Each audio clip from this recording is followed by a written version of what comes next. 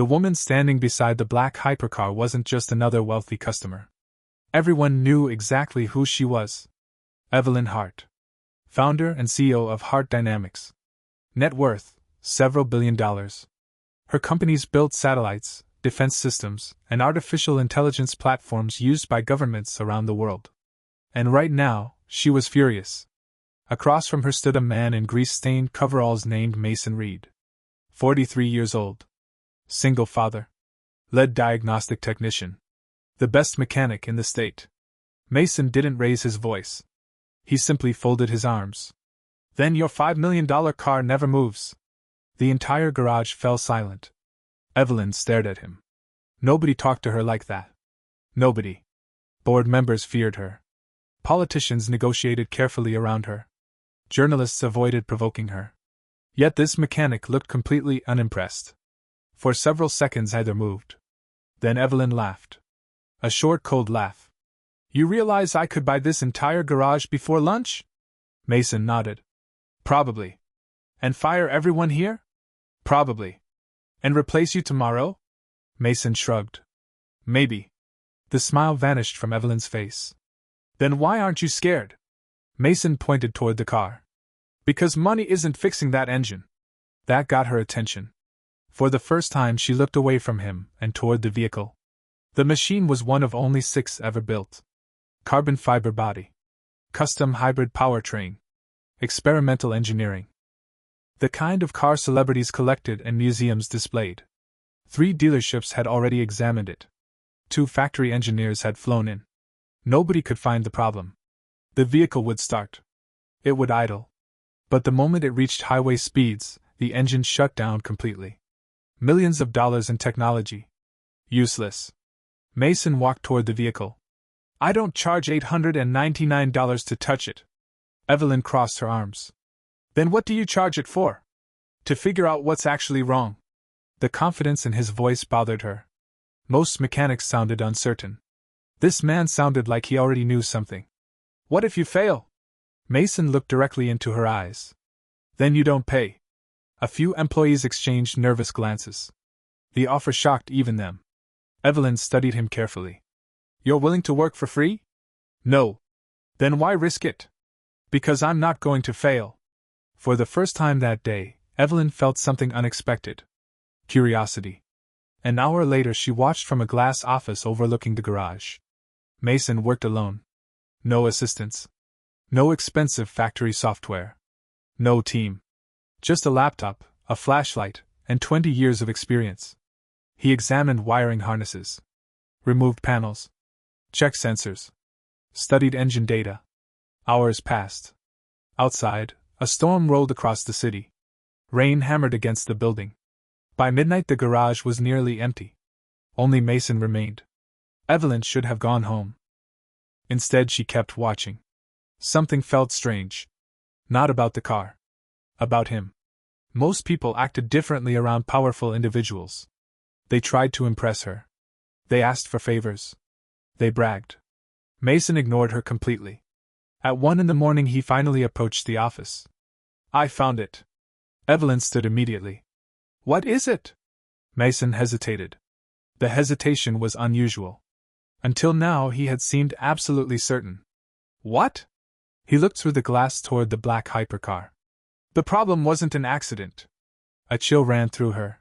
What does that mean? Mason slid a small component onto the desk. Tiny. Almost invisible. A modified communication module. This doesn't belong in the car. Evelyn frowned. Then how did it get there? Someone installed it. The room became very quiet. Mason continued. Whenever the vehicle reaches a specific speed, this device interrupts communication between multiple control systems. Evelyn stared at the part. Someone had sabotaged the car. Not damaged it. Sabotaged it. Deliberately. Carefully. Professionally. Can you prove it? Mason nodded. I already did. He connected the module to his laptop. Lines of code appeared. Encrypted code. Custom code. Not factory software. Not manufacturer programming. Something else. Something hidden. Evelyn felt her heartbeat accelerate. Because she recognized part of the coding structure. She had seen it before. Inside one of her own companies. Someone from within her organization had access to that framework. Someone very close. Someone trusted. Mason noticed her expression. You know what this is? She didn't answer. Because suddenly she remembered something. 3 weeks earlier, one of her senior executives had resigned unexpectedly. 2 weeks earlier, confidential company files disappeared. 1 week earlier, a government contract worth billions entered final review. And now her personal vehicle had been sabotaged. The incidents no longer seemed unrelated. They looked connected. Very connected. The next morning, Evelyn returned with a private security team. But when they arrived, Mason wasn't there. His toolbox remained. His workstation remained. His truck remained parked outside. But Mason was gone. Security footage revealed something disturbing. At 4:12 a.m., 3 black SUVs entered the parking lot. 4 men exited. Professional. Organized. They entered through a side door. 6 minutes later they left. With Mason.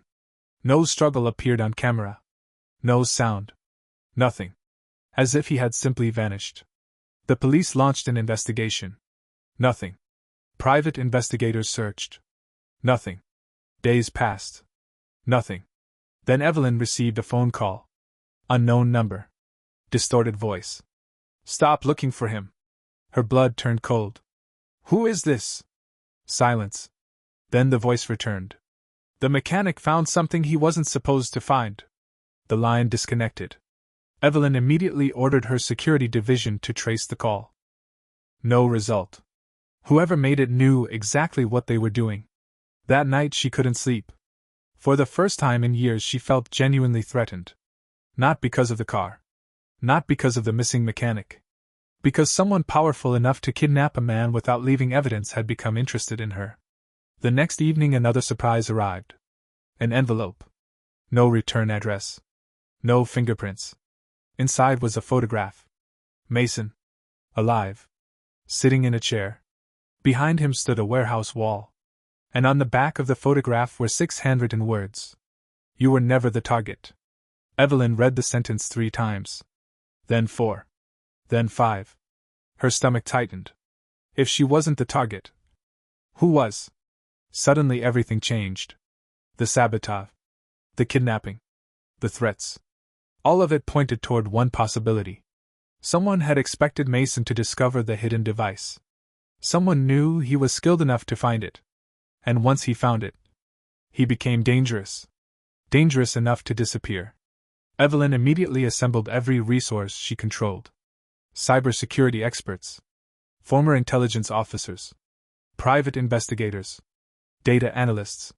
For 72 hours they worked nonstop. Then, finally, a breakthrough emerged. The warehouse and the photograph belonged to a shell corporation. The shell corporation connected to another company. That company connected to a consulting firm. And the consulting firm connected to a single individual. Victor Lang. Former executive. Former trusted advisor. The same man who had resigned weeks earlier. The same man with access to company systems. The same man who stood to gain billions if the government contract collapsed. Everything fit. Almost. One question remained. Why keep Mason alive? The answer arrived sooner than expected. At midnight Evelyn received another call. This time the voice was familiar. Took you long enough. Her eyes widened. Mason? Yeah. Relief flooded through her. Then confusion. Where are you? Busy. What happened? Mason laughed softly. You really think they kidnapped me without me learning something useful? She froze. What are you saying? I'm saying they made a mistake. In the background she heard shouting. Running. Metal crashing. Then silence. Mason? I found proof. Proof of what? Everything. A loud explosion echoed through the phone. Her heart nearly stopped. Mason! Listen carefully.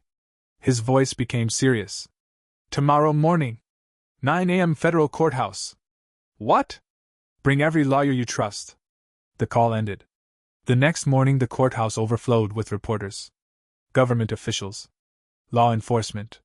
Executives. Nobody understood why. Then Mason arrived. Covered in bruises.